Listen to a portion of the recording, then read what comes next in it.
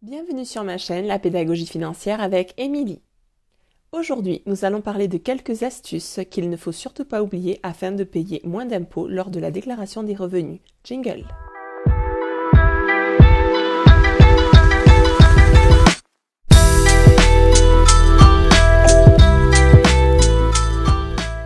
Et oui, c'est bientôt la déclaration des revenus, un grand moment de solitude et de prise de tête pour beaucoup d'entre vous.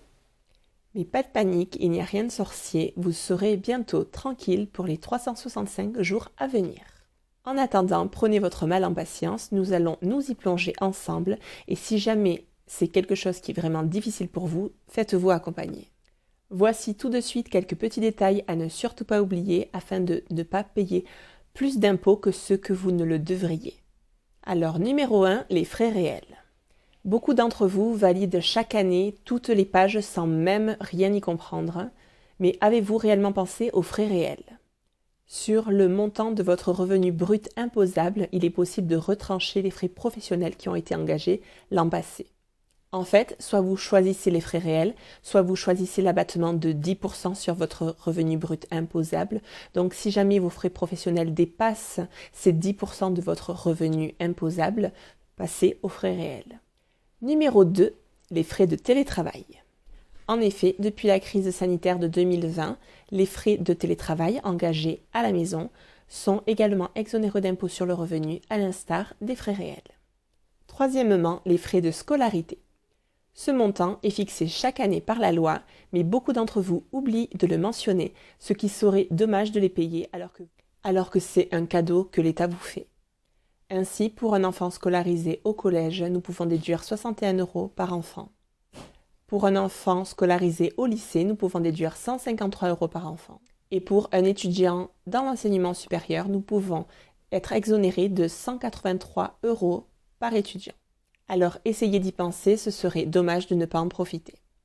Quatrièmement, les heures supplémentaires.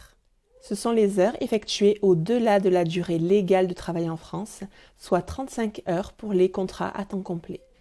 Cette exonération est cependant limitée à 5 000 € par an ou 10% de la durée hebdomadaire ou mensuelle concernant les contrats à temps partiel. Il s'agit de la durée qui va au-delà des heures qui sont mentionnées dans le contrat. Cinquièmement, les cases T et L.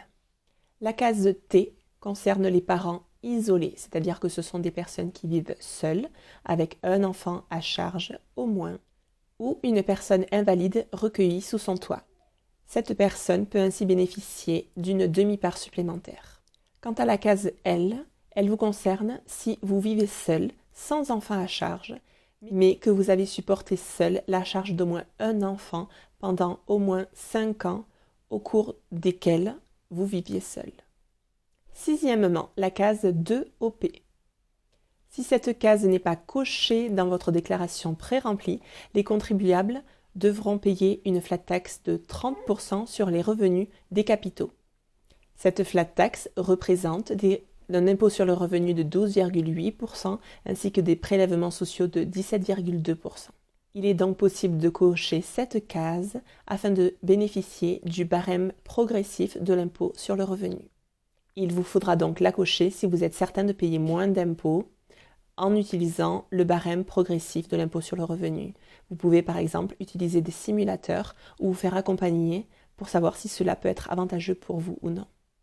Pour conclure, il est important de bien se relire et de se faire accompagner si besoin afin de ne pas payer plus d'impôts que ce que vous le devriez. Les avantages fiscaux dépendent toujours de la situation personnelle de chacun et donc ne sont pas identiques pour tout le monde. Si vous voulez en parler, n'hésitez pas à me laisser un commentaire, à me contacter par mail ou par le biais des réseaux sociaux.